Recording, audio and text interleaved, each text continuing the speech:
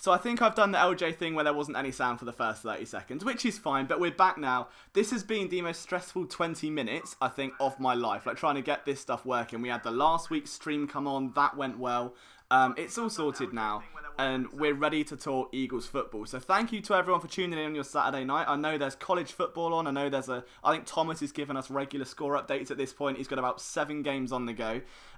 Brian's just got back. He's getting ready for flipping the birds a bit later this week. But guys, what a journey it's been. We're now just literally one sleep away. It's like Christmas. It definitely is. It feels like Christmas all over again. So obviously, it's officially game day in Denmark. I mean, I can wear this Carson Wentz jersey now. It's been in the locker for how long now? It's actually today in Denmark. It's emotional. I think it's the same here. So it's officially the 8th. So guys, Eagles versus Redskins. What are we saying? Obviously, the Eagles open up. They are officially the biggest favourites if we're talking Vegas lines of the week. They're 10-point favourites over the Washington Redskins. What are we looking at in tomorrow's matchup? I know there's like loads of different things. We go in Carrigan and we talking defensive backs, but before we get to Washington and what to expect, because I know a lot of us have been diving into player matchups and that sort of thing. What about the Eagles? What are the things we're looking at there? Like, we'll start with you, Thomas. What are you looking for tomorrow? I'm looking for Miles Sanders. I want to see if the Miles Sanders hype is actually real. I mean, I feel like it started out with this small thing. We finally got the second round running back, and then it just started jumping over to, he could be a good supplement to Jordan Howard early. And now we're talking, okay, could he take over the job of Jordan Howard? So finally seeing him in a regular season game, I mean, hopefully, and I think pop up the third touchdown, that'll be good for him. And reading that whole Hey Philly log that he did, that whole write-up, that got me going. I mean, I think Brian sent it to us, actually. It's like, oh, yeah, he lit. And I was like, oh, yeah, shit, let's go. It got me super amped. Miles Sanders, there's been a lot of speculation about himself purely because, there was the Jordan Howard stuff recently. There was a reported rumor he was going to be traded for Melvin Gordon. Like, we don't know how legitimate that was. But what does that mean now for Miles Sanders? Is he going to be the immediate RB1? Is there going to be a little bit of case of just growing into that role? Is Jordan Howard's ceiling suddenly sort of flawed a lot more? I mean, what do you think about this whole running back situation? Who's getting the bulk of carries in week 1, Brian? I think the focus is going to be Miles Sanders just for the fact that you said it right there, where they want to groom him into the role, but he's hit the ground running, kind of like what Thomas said with the article.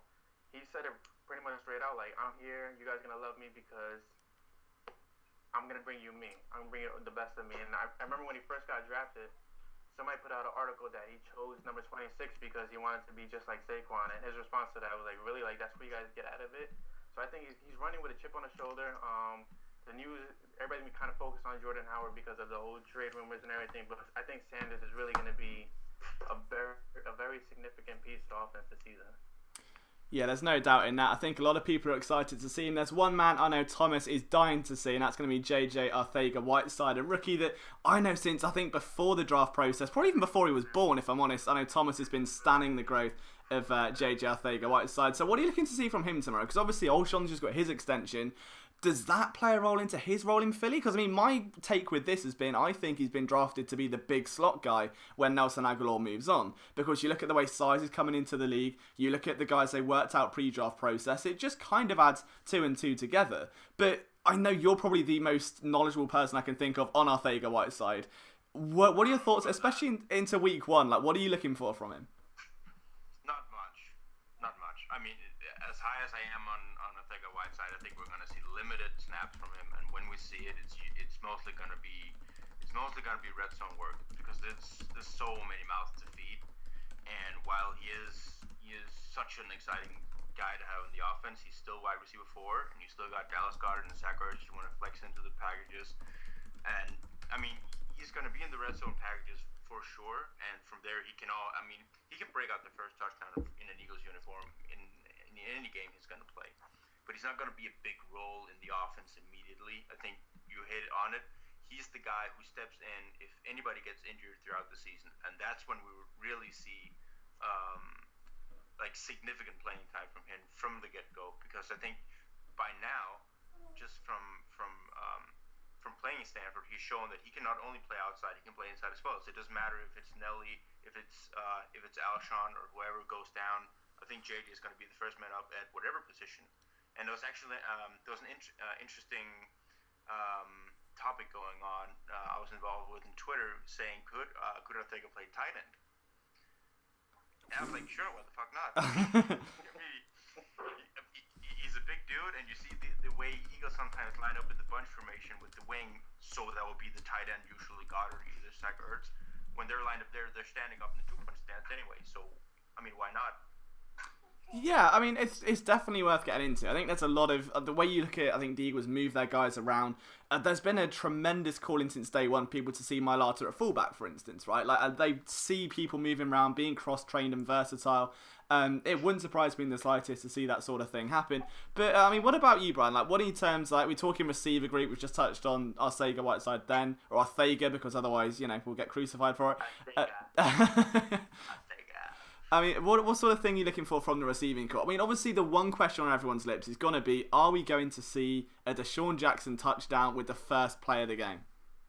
I think that has to happen. Like, there's no way we're avoiding that. I don't know if you guys remember last year, the first play of the game against the Bucs was a post route to Deshaun, and he burnt us. He completely burnt secondary in that, on that route.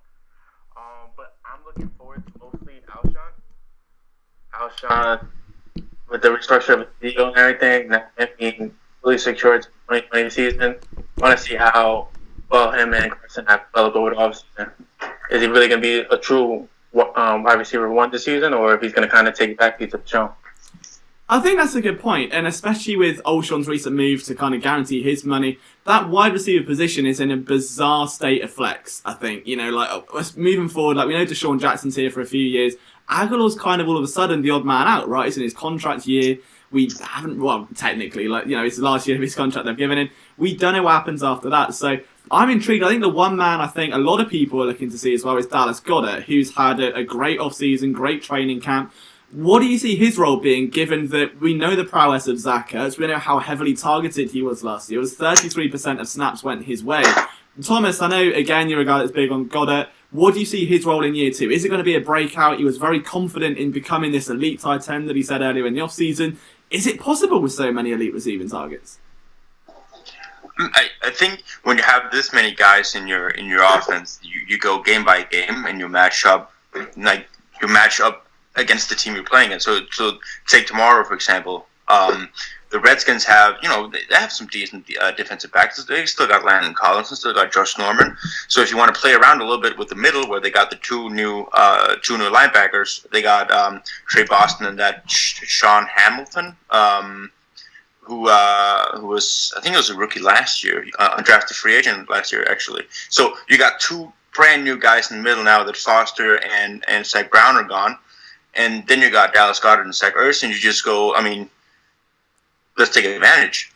So I think Goddard is going to be a big factor tomorrow. Plus you got Doug Peterson throughout the entire offseason saying we really got to get him involved. He's earned the snaps from last year, and I don't think I don't think it's too much if you say that Goddard right by now is a top 5 tight end potential in the league, and he could be starting in pretty much every situation except for if you have a team where Zach Ertz, George Kittle, or Kelsey is playing on.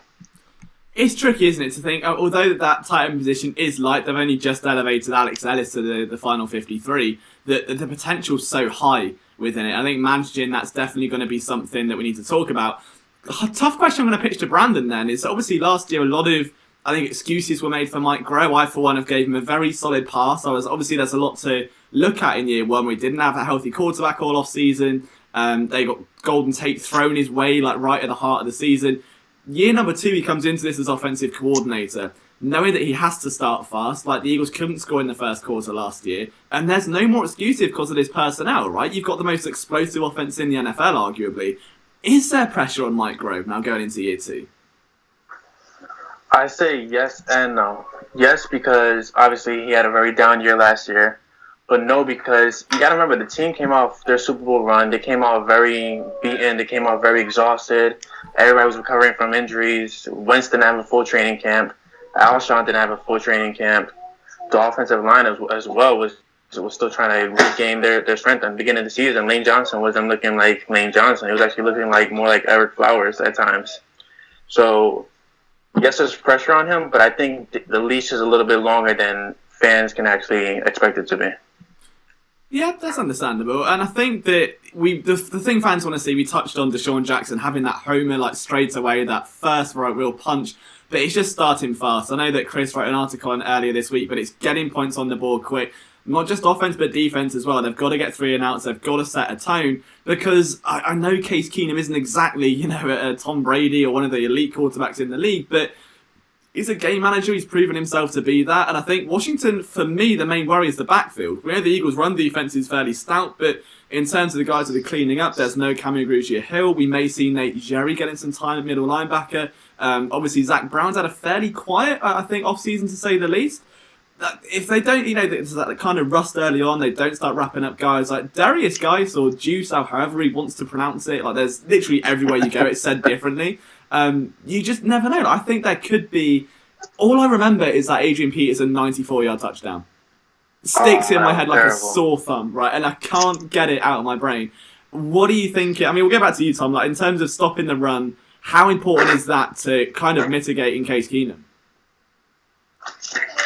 I mean, I think you hit on it. I mean, that is my guy for the game tomorrow, because there's not really anyone on the Redskins that I think are going to really threaten the Eagles in the passing game. So it's going to be all about stopping the run, stopping Darius Geis, stopping Adrian Peterson. I can't believe I'm going to say it, stop Wendell Smallwood. Not that that's going to be a big problem. But, I mean, Zach Brown just fits so perfectly into that situation, because that's what he does, and that's what he does well. And that is why he was one of the top-ranked linebackers last year by PFF. Was his ability to stop the run. So you have a luxury if you can plug in Nigel Bradham and Zach Brown into those situations, because Eagles have 2 guys that are really, really good at playing the run. And I hope we're not going to see a lot of Nate Gary. I really hope he just stays on the bench. You never know. I mean, I think that's the one player I think I've kind of been a little bit lighter on the most, purely because I think he is transitioning to the middle. He's bulked up like 30 pounds in 2 years, I think now. It wouldn't surprise me, if honest. I really want just to see him kind of shuffle inside a little bit.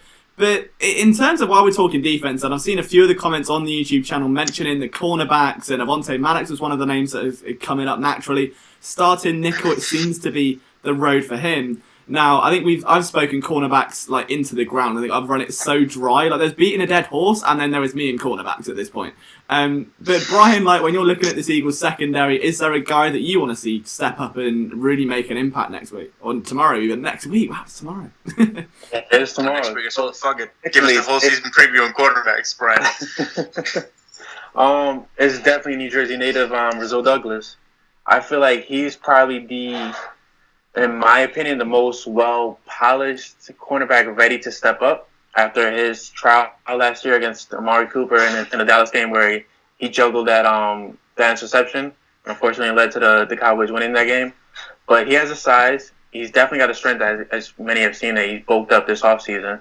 So I'm more than just hoping, I'm actually expecting him to actually make an impact in the secondary this year.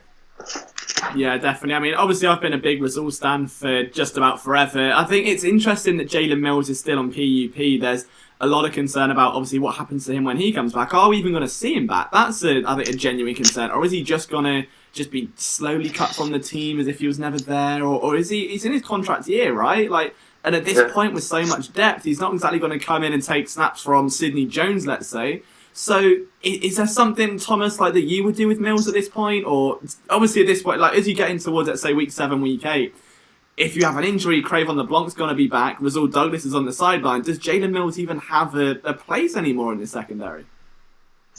I hope not. For God's sake. For crying out loud. For crying out loud.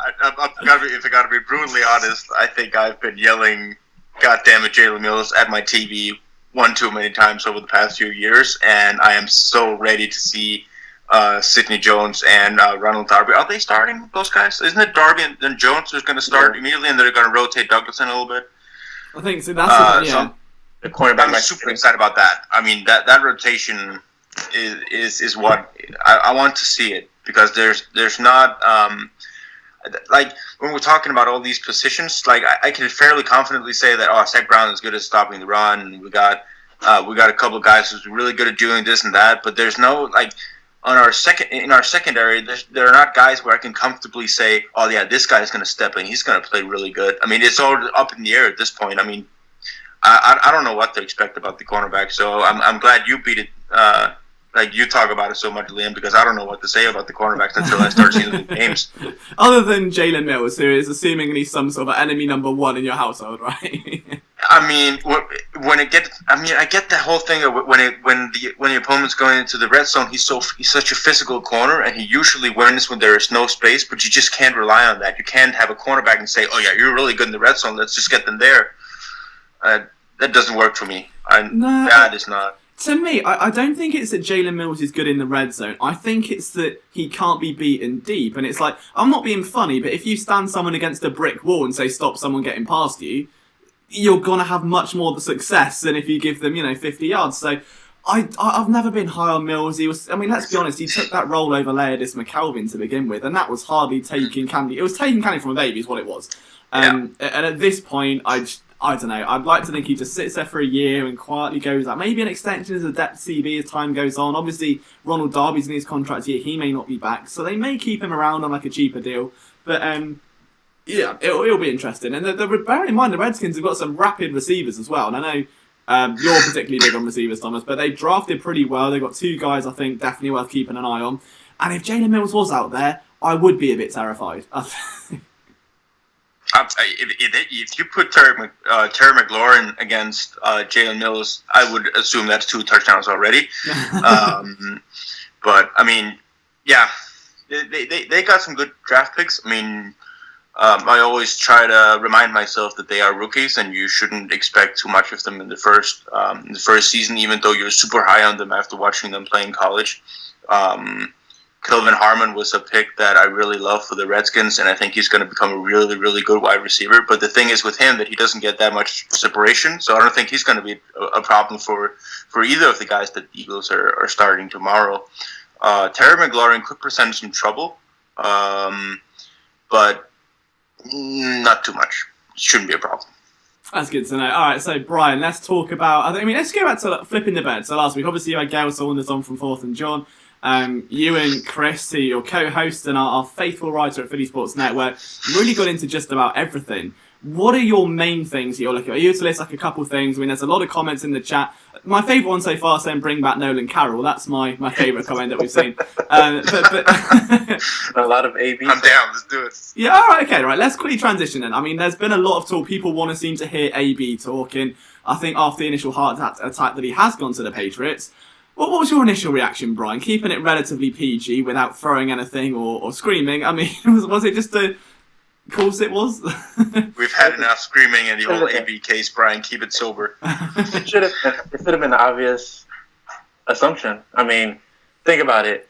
Chad Ochocinco, disgruntled, ends up getting traded to New England. Randy Moss ends up getting traded to New England. Josh Gordon ends up getting traded to New England. And AB, he needed to find his way into a better situation, which he ironically is, but I can't see Bill Belichick tolerating him for Detroit, honestly. I don't see why Bill Belichick's even taken a flyer. I know they've given nothing up to get him, and if in your head you can say, hey, you get... at the start of the off-season, forget all the Raider stuff, just focus on him and Big Ben having, little slappy handbag wars every 5 minutes. Just focus on that bit. If you say, hey...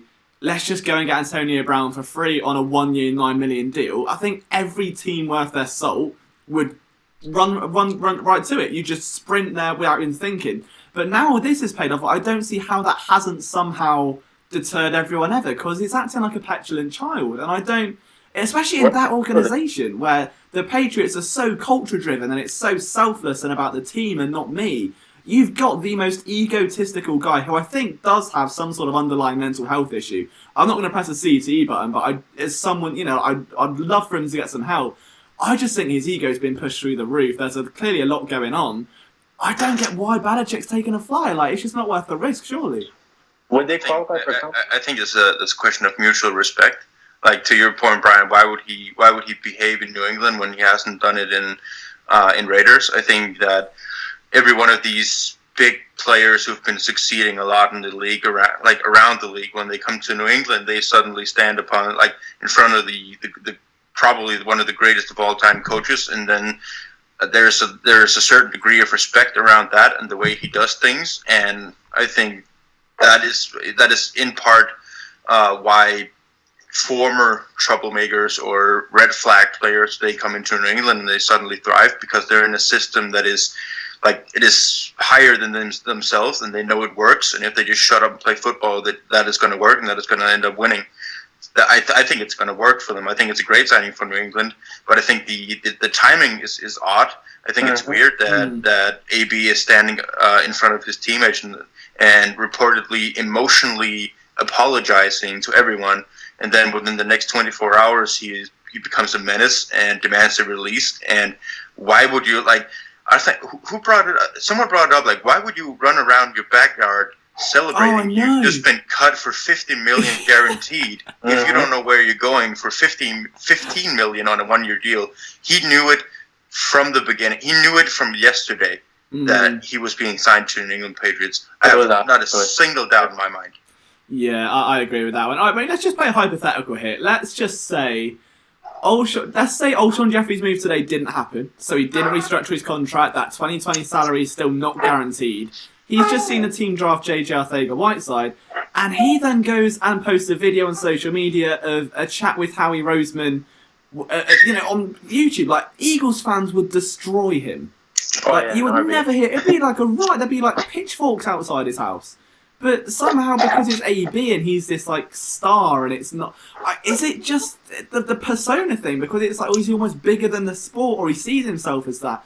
He's making himself a reality star at this point. I don't know. It's all wild to me. I'm just so thankful that the Eagles are a little bit more buttoned up than, I would say, the Patriots, but I think that'd be a very inaccurate statement. At least the Raiders. We can go that far. But it's not, at least. Yeah.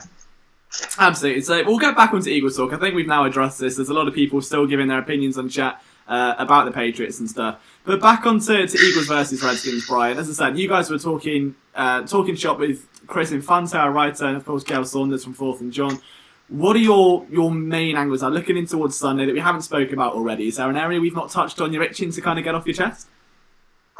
So I think Sunday's going to be defined by the battle of the trenches. I think Thomas kind of touched on it, but my curiosity is more so on Fletcher Cox and Malik Jackson, just seeing how they're going to really work well together. And Cox is coming off an offseason where he didn't really do much in training camp. So I guess, conditioning will be my concern in that regards. Yeah, I think that, and the one player I'm really, really excited to see is Timmy Jernigan, because I've never seen a player more angry than how Timmy Jernigan is right now. I mean, I get it kind of from his perspective, but he's making out like he's been really hard done by, but he didn't have to sign the deal. It's not like he had to return to the Eagles and take that pay cut, and he's gone back like the Eagles have done him dirty, and he's going to prove everyone wrong and be stupid, which I'm all for. If he goes out and destroys everyone in his path, brilliant. An even better term for the value, but I think he's going to eat some people alive this year. I'm definitely. There's so much depth on the defensive line as well. I mean, it doesn't matter if Cox takes a game or two to recover from the foot surgery, and like I said, Brian, to get into game shape, and so he can play significant time. Because I mean, it's going to be exciting to see what Malik Jackson's going to bring. After starting to decline a little bit, and I think he's going to thrive, and I think Jernigan is going to be such a goddamn beast. I mean, he's looked healthy, and that is the single most important word for Jernigan throughout this season is just healthy. If you can just remain healthy and they can keep that group together a little bit, you got stability on defensive tackle for such a long time. It is crazy. Yeah, and I think now a lot of people are beginning to look towards the Eagles salary cap and go, all right, well now they've got over $20 million. Where's that money going to go? And I think it's not going anywhere. It's going to stay in-house. They've got enough talent. It's just sustaining it. We're talking trenches, I mean, Lane Johnson and Brandon Brooks are two guys that come to mind with contracts signed a few years ago, getting towards the upper echelon of those backloaded deals now that may need restructures. And on defensive line, obviously Malik Jackson's got himself a new deal. Jernigan could well be a long-term deal. That could be a case of, hey, earn that payday that you lost last year if he does ball out, and they need that money there to do it, especially with that Carson Wentz deal. Now, the other aspect of defensive line as well is, of course, the edge rushes. There's been a lot of talk about Deshaun Hall. Delvin England has got Devlin, I beg your pardon, you can see it's late. Has got very excited about Deshaun Hall in the chat there. What do you think, Brian? I mean, obviously he's had a great preseason. What do you think week 1 we're going to see out of him? Like, how much action is he going to see? I don't think you're going to see all that. Yeah, like Thomas is saying right there. I mean, you got a healthy Brandon Graham. You got a healthy Derek Barnett right now, and they're heavily invested in Josh Sweat. Yeah. I can't see much action for Hall, completely honestly, unless it's like a blowout, per se.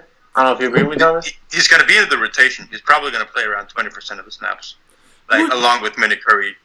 But here's what I don't get there, because obviously last year we had a proper edge 4 positioning in Chris Long, and as soon as that went out the window, that was Josh Sweat's window to step up. Didn't happen, right? For whatever reason, most of his snaps came against the Saints. This offseason, Thomas, I think you broke it down probably a lot more than I have, but he looked good against Taylor Lewan, and after that, whether it was just outshined by Deshaun Hall because of the competition, or maybe just because it was that Sweat's going up against better competition, Sweat still, to me, looked a little bit slower off the ball. He still didn't have that explosion that I think people are looking to see. And maybe it's a case of everyone hyping him up, but I think every Eagles player ever has been saying how he's going to blow the league up in 2019. Did we really see that sign in pre-season? I mean, are you still a believer in that can happen? No, oh God, there's a head just. In the beginning, from the Titans game, he looked good against Taylor Lewan. You could see a clear difference in skill level between Lewan and the right tackle. I forgot his name of the Titans, and I thought, okay, and he did some good things. So probably they're gonna. I would still give Sweat the upper hand there, but then from game 2, game 3, game 4, it just became clear that Deshaun Hall progressed massively, like just throughout the preseason, and the weight he put on in the offseason to transition back to 4-3 defensive end instead of the 3-4 outside linebacker. He did a great job of it, and he played ball. I mean, he made moves every single week that got him sacks and made big plays. So I mean, hats off to Deshaun Hall. He beat Josh Sweat to the defensive 4 spot, and I think we're going to see a lot more Hall. Not a lot in general. I think they're not going to play that many percentage of the snaps, but we're going to see more Hall than we're going to see Sweat. And you see the press conferences, and it's always Hall that gets mentioned first, both from Howie Roseman, from Doug Peterson, also when Schwartz had his press conference, it's Hall's name that always comes up first, because he's been shy. I mean, he's been the best defensive lineman in the preseason of all teams, and he's been the best pass rusher of all defensive position players throughout the preseason, and that has to earn some snaps. Although I don't think it's going to be a lot, but it's got to be some. Yeah, I mean, I think the fact he's got a nickname as well. I mean, we could wear that into a song. Watch me Day Day. Is that too soon? Are we not going down there? You're not allowed to do any more songs. I'm still not letting go of Clayton Thornton. That's still coming back, But so we've got Flipping Loud in the chat saying we're 16 hours and 25 minutes away. Now, we won't be live for 16 hours, but we're going to try and do our best to give you guys as much as we can. Thanks to all of you for tuning in as well. I don't think if you are watching this, I know there's 55 of you. Just drop your takes in the comments. What do you want to see us talk about? Get our opinions on. What are your opinions? And we'll get them all read out as well. So thank you so much for tuning in. If you're not subscribed, do that as well. But yeah, back on to... All right, so here's something a little bit different then. Obviously, the Eagles 10-point favourites over Washington. I don't know if any of you guys are, sports bettors among you. But myself, I'm a gambling degenerate. Self-depressed. I can't think of the word. I've had one-sider. Let me off. But self-declared. Do you win or do you lose when you gamble? Do I win or lose? It's a mixed bag. But bizarrely, I was up last year, which was good. I don't gamble a lot. I just gamble frequently, which is not like a lot of money, just lots of little ones. But I think so. Eagles 10-point favourites over Washington at home. If I was to say, right, let's not play with money here. Let's say, right, Brian, you are allowed to put your entire future with Philly Sports Network on the line. All right, on one way, on Eagles -10 or Redskins +10. Where are you hedging your bets? Because you've just got merchandise on Flipping the Beds. This is a very valuable position. That's very happy. It's like selling my soul right now. I think I agree with it. Possibly. I don't see this being a close game. You got to expect this. It's the Eagles have the momentum going with them. Carson's back. Deshaun is here. It's like going to Toys R Us, buying a big package of wrestlers when you were young, of Hulkamania, Macho Man, and everything. Coming home, can't wait to open it and like knowing where you can add the package. And I agree with the Eagles being a favorite. Did you go to Toys R Us today? Dude, I miss Toys R Us. Wish. Is that still open in America? Because it shut over here. It closed it down. Yeah. When my baby was being was still in the process of being born. That's a little weird terminology. Me and my wife. Toys R Us is shut. Is that no? Me and my wife ransacked Babies R Us and Toys R Us for everything they had. Went like a whole shopping spree and everything. That would have been my dream. I mean, that's a hell of an analogy. Like, I appreciate that. So Thomas, on to a little bit more of a pleasant picture. Eagles -10. What would you say, give or take? I'm not gonna go into baby talk and all that. I don't have any fancy analogy I could give you. I'm just gonna say that I think Eagles are gonna start off slow. I expect that. It's been a long time since Carson played. He hasn't been playing in the games in the preseason. It's expectable. You got to get the offense gelling together. You got some new pieces. You got some new running backs. You got to get it all flowing. Eagles are going to win by more than 10. I have no doubt about it. But I think it's going to be a slow process throughout the game. And I advise you, do not panic in halftime if the Eagles are not up by 60 points. It should be a slow and steady progress, and they're gonna beat the Redskins, no doubt about it. It's gonna be by more than 10 points. As long as it's not like Packers and Bears. Oh God, yeah. I mean, it's not like Packers and Bears. Did everyone watch that game? I'm assuming you guys both watched it, right? Yeah, I watched as much as I could stay awake for. Yeah.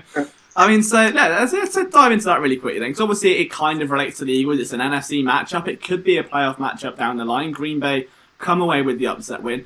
Is this funny assignment for all the Mitch Trubisky haters, myself included, to just come out proudly and be like, "Morning world," like, you know? Just I told you. I mean, my immediate take, that first quarter, like that Bears defense looked terrifying. Like, they made Aaron Rodgers look like Mitch Trubisky in that first quarter. It was haunting. Like, I've still got PTSD from it looking back. I mean, what are you thinking? We'll get to Thomas. Like, what are you thinking straight up about just that game? Is there anything of relevance we can take from an Eagles perspective? I think the Bears defense is as legit as it was last year.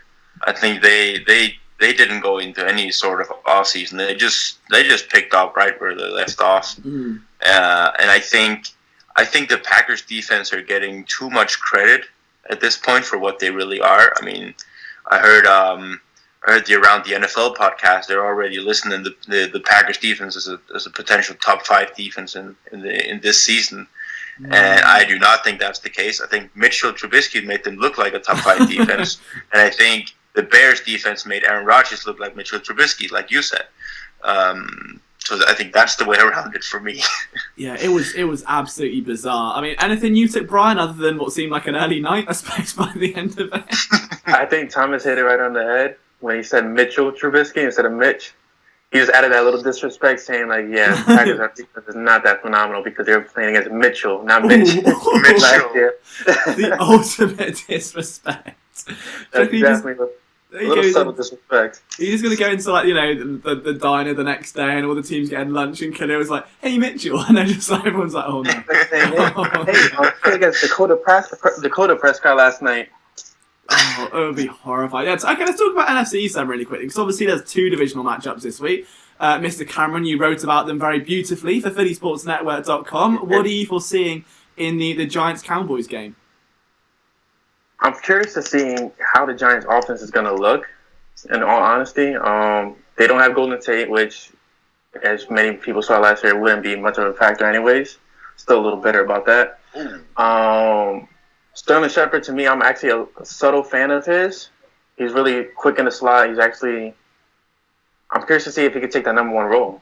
And Saquon, how much of the offense is going to be bared upon Saquon's back? Are they going to run him into the ground, or is he going to be able to thrive this year? Like that's I'm not even curious about that. I'm very concerned about the fact that Saquon he's definitely like a generational talent when it comes to running back.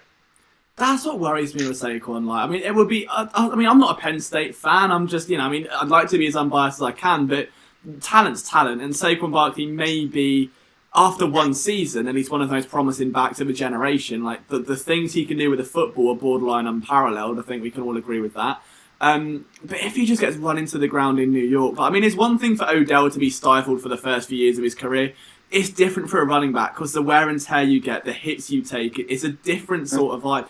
And there's nothing going from there. It's not even just the fact New York won't compete, it's the offensive line are giving him nothing. And he's having to do the entire... It's like he's just kind of moving pieces with his mind as he's moving to try and make a lane. It's unreal. So I would hate to see him sort of just stifle and end up maybe pick up like career-ending injuries or stuff like that down the line. When do we see Daniel Jones? Let's go over under week... Let's go week 6. I don't think we will. I don't think we'll see him till next year. I really don't. Really? No, I think the Giants are way too besotted with it. It's like, okay, everyone's got that one. We're going full outside insider for this reference. Everyone's got that one friend, all right, that is in a relationship that no one else understands what the hell they're doing, right? And they're like, he's either really under the thumb and he never comes out with the guys for drinks and he's always late and he can't get out. And it's like, she's horrible to him and she buys him like coal for Christmas and she's the worst. But for some reason he stays there and he'll milk it and then eventually she'll kick off and go and get bored, and that's what the Giants will do, I think. Like eventually they'll go, yeah, we've given Eli enough now, at least we've got Daniel. But until that time... But Eli is the girlfriend, or...? I didn't think that far ahead, Thomas, if I'm honest. It sounded much better in my head. Okay. Mm-hmm. Mm-hmm. But I don't know, I think that they're too tied. Like the Giants are just like, nah, do you know what, like... It's Eli. He's our guy. He was great, a few years ago, and we can't let him go. And I don't know. I think for the sake of Daniel Jones, they need to keep him around for development. And I know they say learning from Eli Manning. What can that bring? At the end of the day, the guy's a vet that knows the league inside out and will teach you the intricacies that a lot of the much more elite younger quarterbacks may not be able to or have that eye to begin with. So, from a mentoring perspective, it's probably a fading out veteran is much better than stepping in behind, let's say, a Pat Mahomes or a Russell Wilson or even a Carson Wentz, because they're trying to defend their own job. Whereas you've got Eli Manning, probably knows that the end is near, and will just go out trying to help him along the way, I think. But don't you think Daniel Jones played well enough in the preseason for the Giants to at least have that speculation, like have a little bug in their head saying, well, he played pretty good? Yeah, but so did Kyle Arletta, and he's now on the Eagles. That's, that's the other way that we got to look at it. So I think... Preseason play is always difficult to gauge with quarterbacks, and if we had it our way, the Clayton Thorson song would be ringing through everyone's ears for the next decade. But alas, oh god, no. but no, I don't think we'll see him this year unless Eli Manning is genuinely throwing 4 interceptions a game and losing them games, and he's the sole reason for it. I just think they'll stick with him. Like, there's no reason to rush Daniel Jones in, and even look at what the Chiefs did for a year with Patrick Mahomes, and you'd like to think that paid off in large ransom, and I think it's difficult to compare them, but at least situation-wise, they just keep him stashed away for a while, let him learn from the sidelines. People forget that was the plan for Carson Wentz. That was the plan. Sam Bradford was the bridge QB, going to mentor him for a year, and then like a week before the season, Sam Bradford goes. So if we even look at it from that angle, I think that's sort of the natural process. Like, unless you're certain that guy is the guy, even with the Rams and Jared Goff, we saw it with Case Keenum, who's now here this weekend. So I wouldn't write a bit on, there's a lot of pressure, I think, from fans and stuff, but from internal perspective, I think they'll just keep rolling with Eli. Yeah. Oh, did I semi-convince you then? I'm almost impressed with myself. So you're like, yeah, I mean, it was a good argument. I mean, I was pretty. Let me just say, I was pretty convinced, before going into your argument, that Daniel Jones would see the field this year, because I'm fairly confident that Eli is going to struggle. I just got distracted because Ole Miss made a horrible play. I'm sorry, but I think the pressure from the Brian, you probably know more about this. The pressure from the New York media, if Eli plays bad, and Daniel Jones is sitting there having played really well in the preseason, like you saw with Carson Wentz, by the way, like he played really well in practice, which made them confident enough to trade Sam Bradford prior to the season start. Would that play a factor? Maybe New York media would eat them alive.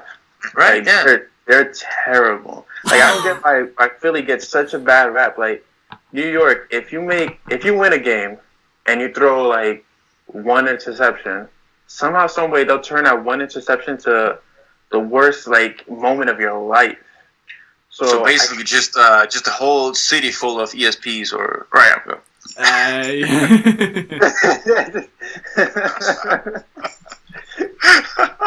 Easily.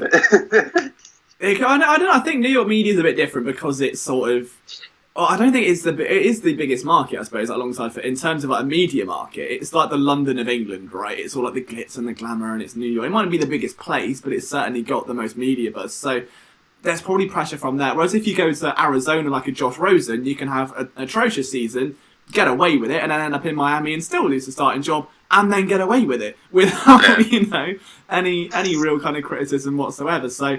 It's intriguing, but it's a very interesting division this year. I mean, if we're going to talk division finalising, I think we can all agree the Eagles are clear favourites to win, and they're going to be atop the division and sail into the playoffs. How close behind is Dallas in that race? Is it going to be one of those second matchup of the season is all or nothing, boom or bust, or are the Eagles going to cruise and Dallas is safely a few games behind? I hate Dallas so much. Because you can't say like the Eagles are going to cruise because Dallas has all the talent in the world. But somehow, some way, they can never just pull it off. And it's bizarre, isn't it? It's just so annoying. Like it's like that annoying girl in class that likes you and you never liked her, and she just stuck around this whole time. Oh, that's my whole life. Don't worry about that. Wow, that's I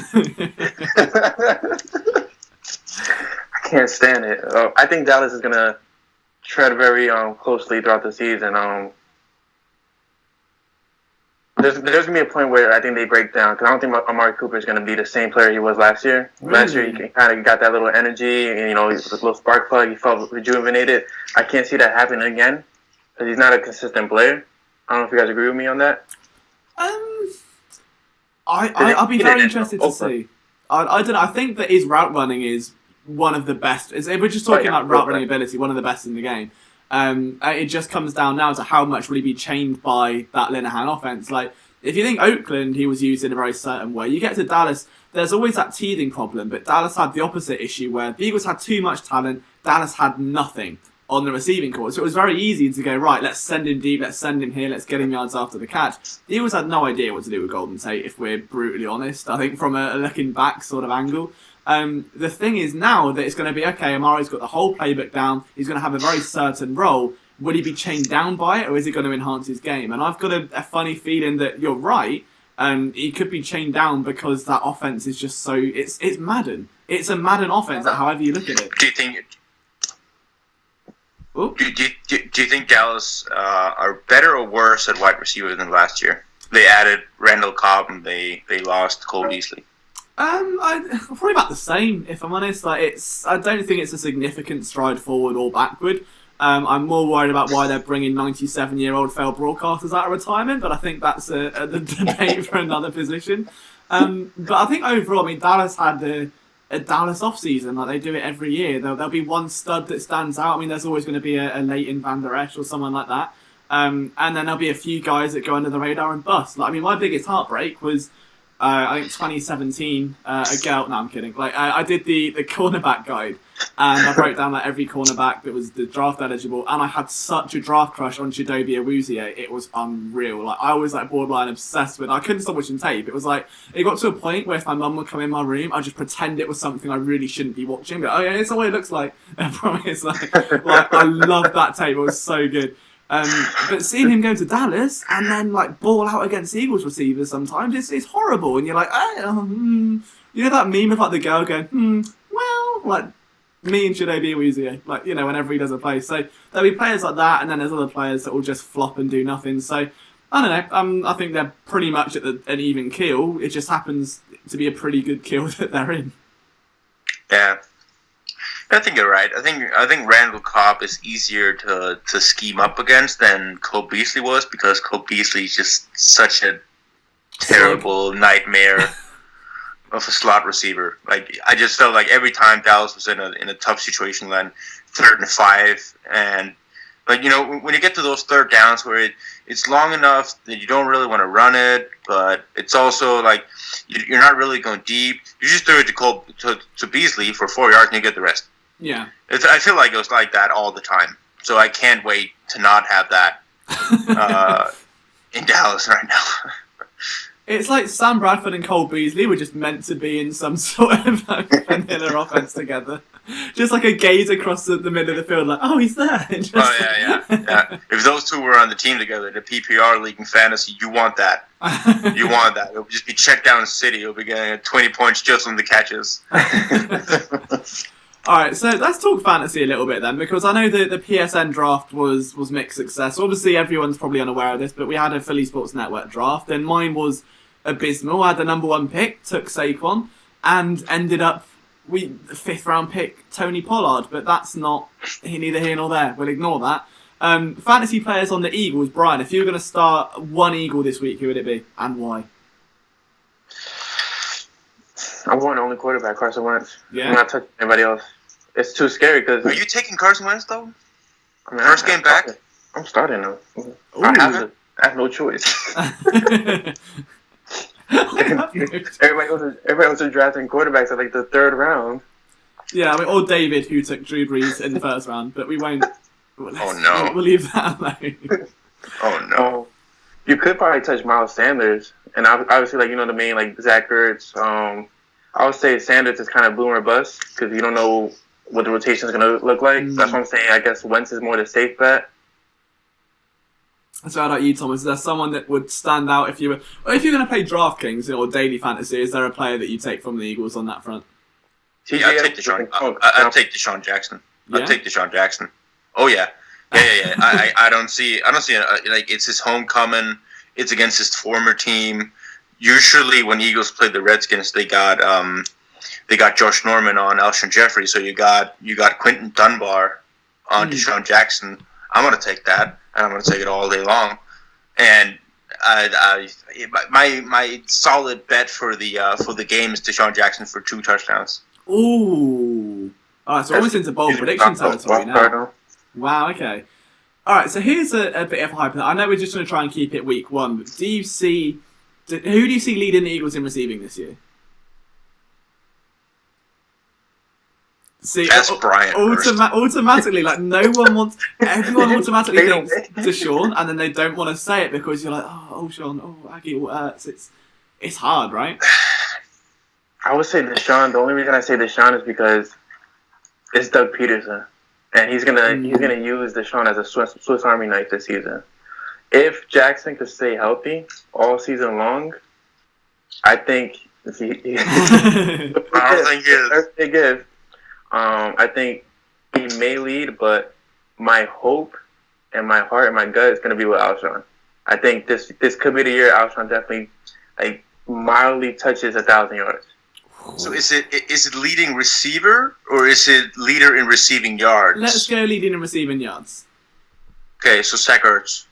Yeah, see, that's what I went. So I did a who will lead each statistical category for the Eagles.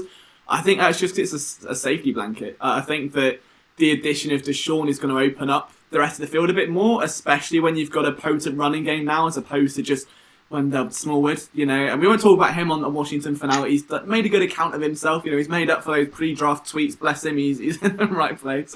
But yeah, I think receiving, it's almost dangerous to look elsewhere. I think Deshaun Jackson can flash. He'll flash for an 80-yard bomb and then that's sort of it. Whereas Alshon Jeffrey's a solid 50-yard a game sort of guy.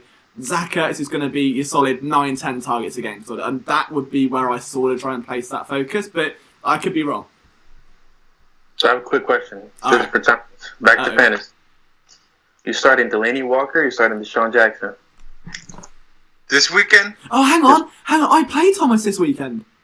You guys still get him, haven't we? Yeah.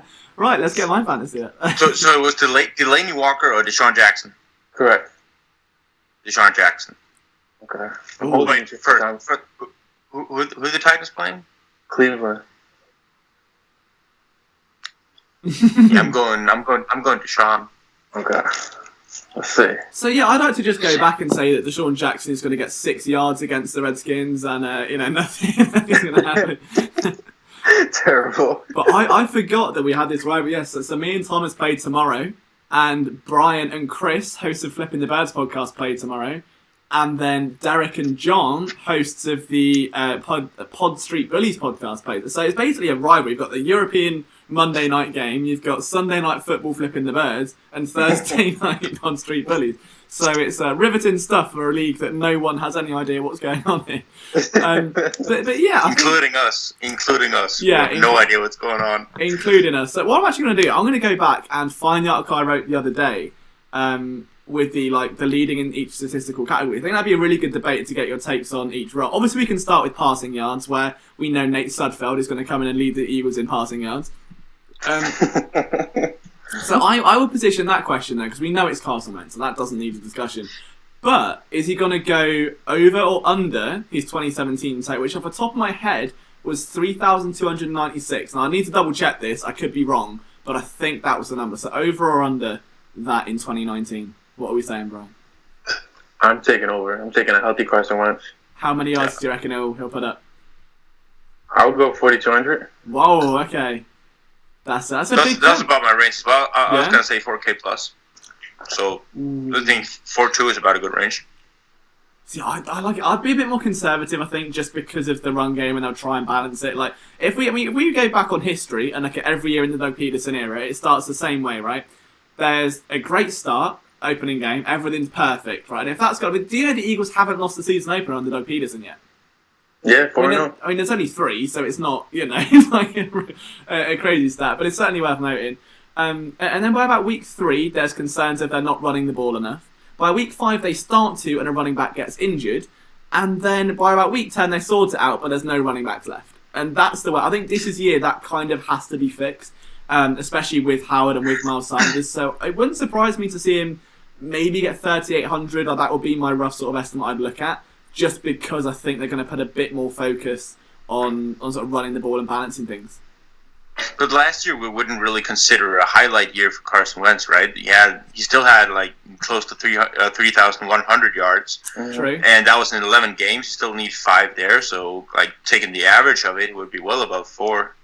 Yeah, no, okay, that's a fair point. Maybe I'm being a little bit too conservative here, which wouldn't surprise me as I try. Okay, let's go to rushing. Who leads the Eagles in rushing yards? We'll go straight to you this time, Thomas.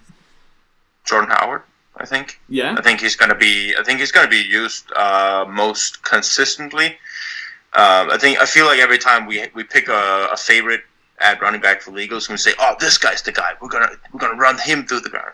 Then they just go running back by committee, and our favorite guy gets 10 rushes through the game. I think they're going to use Jordan Howard as much as possible, considering they got him for a year, and I doubt they're going to re-sign him if he's going to demand a lot of money. So I think they're going to use Miles Sanders as the dynamic feature back that we wanted Corey Clement to be, because you can put Miles Sanders in any down, and he can give you I truly believe he can give you a threat in any dynamic. Doesn't matter if you're passing the ball to him, if he's in pass protection, or if he's running the ball himself. Whereas Jordan Howard, you want primarily in there to just run the ball. You don't want him to catch the ball in open field. And so I think you're going to use Jordan Howard a lot in the beginning, and then you're going to use Miles Sanders frequently, but more situationally. All right, Brian, I've got a funny feeling you may go the other route on this one. And there's a smile already. So. My answer is to be very obvious. But I'm going to go off. When me and Chris spoke to Gail from 4th and John, Gail told me that at the Eagles Autism Challenge, I think that's what they have every year, right? Mm-hmm. He spoke to Deuce Staley, and he asked Deuce, "Hey, Miles Sanders, tell me." And Deuce hesitated and looked at him and was like, with a very serious face, "The real deal." So I'm going to go behind that. I believe in Miles Sanders. His story is phenomenal, and I feel like he has more, like I said earlier, he has a huge chip on his shoulder because he's battling the shadow of Saquon Barkley. Not only did he play behind him for so long, but now he's in the same division as him. I think Sanders is gonna show out behind this offensive line. I think there was naturally a lot more. I know we're going to probably stick on running backs for a little bit now, but the second that training camp run went out, when he bounced outside at the link, like the public practice, and he looked like the Sean McCoy, there was suddenly this explosion of, yep, RB1, yep, got it, fine, sealed, signed, sealed, delivered, in your post box, that's sorted.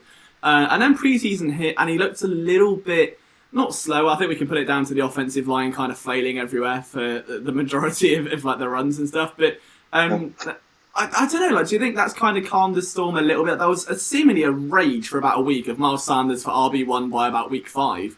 And now that's almost come to a bit of a quiet... Like, for me, I think it will be Miles Sanders depending on Jordan Howard. Like, it's so dependent on these first 4 games. Because I think Howard's going to be running like a man possessed now. And I said it in the podcast, there's a video here. And just to use the same analogy for anyone that hasn't seen it, that regardless of who tells you, like if your friend calls you up and says, hey, I think your girlfriend's cheated on you in this nightclub, even if that's not true, you have trust issues from then on for at least about a month or so, right? Jordan Howard gets labelled in a trade rumour. The Eagles then go, no, it's false. Don't you worry. We're fine. Didn't happen, right? They're secretly just, on Snapchat to this other girl being like, yeah, okay. So I think Howard now contract year, that on his mind, Sanders drafted behind him, is going to be running angry. And behind an offensive line that I think run blocked 6th in the league last season, I think he's going to show out. So if he balls out and he demolishes people and he starts putting up 80, 90-yard games, excellent. If not, and Sanders starts being used on screens and swings and in the game a bit more naturally, I think the difference is that Sanders is much more an outside the tackles back, right? So the second it's those zonal rushes and outsides and sweeps, he's perfect. Whereas Howard is strictly inside. So I'm gonna go with Brian here. I think Sanders would lead the team in rushing just because that by about mid-season they want to start that transition almost, and he'll naturally, if he is this real deal potential back that was drafted with the same pick that LaShawn McCoy selected, there's a heavy stock in him. They're gonna want to get him the ball, and that's the guy they're committed to contractually. So that would be where I look. Receiving yards we touched on. Now let's go. Who's going to lead the team in tackles? We'll go to Brian first. I want to see TJ Edwards just make Thomas smile. Thomas is going to like. Oh yeah, that's my boy. You learned something this preseason. I think it's a little funny because I think it's a little dependent on how short lines up the defense. Because I want to say Malcolm Jenkins, because Jenkins is going to be all over the field. And I feel like now he has that security where he can be everywhere and trust who's behind him with Sendejo, with a healthy McLeod, with Cyprian. If Cyprian actually, gets involved in the actual game plan, because I know they want to start him off with some special teams.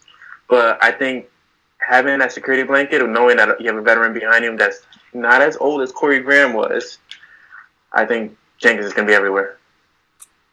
Oh, okay, right. So I know he got 97 last year, so he tied Nigel Bradham on that tally. So I think the year before that he led the team. I might be wrong. Thomas, would you agree with Brian there, or is it going to be just TJ Edwards season? I think definitely it's going to be TJ Edwards season from every season now moving forward. I think that's a really good point. And actually, I didn't think of Malcolm Jenkins, but because you usually have this rule of thumb saying that if your safety has more targets than your linebacker, then you're screwed up in your run defense. But that just doesn't go for the Eagles because Malcolm Jenkins lines up so many places, and usually when he lines up in the nickel and he makes a tackle, it's usually for a loss. So he's such a unique player, and I think he's gonna make a ton of tackles, especially if they start rotating a little bit in between the linebackers. Now they decided to carry 6 linebackers into the season, but otherwise my bet would have been Nigel Bradham. Simply because I think he's the most stable guy in there. He's going to be there in base and in nickel packages regardless. I think Malcolm Jenkins is a really good pick. Really quickly, before we go on to the other categories and stuff, like 2 things. So firstly, shout out to Devell Costin, who says our big nickel will be so good this year. I think that's making everyone salivate. Secondly, can we just appreciate how Nigel Bradham needs a sitcom? Like, since joining the Eagles, okay, he's been arrested for having a gun at an airport, then arrested again for getting in a fight over an umbrella, and then forgets to tell the team that he's ill and just doesn't get on a bus. I mean, it's something every year. He's literally like, those little really old school sitcoms where there's a character that just, trips over banana peels and stuff. It's just Nigel Bradham, and I don't know why. He just does it on purpose. I know, it's something every off-season. And I remember there was that with the umbrella thing. And Schwartz said, he's disciplined and we're going to pull him from the game. And it happened against the Detroit Lions, and they got shredded on half a drive, and the Lions went straight up the field.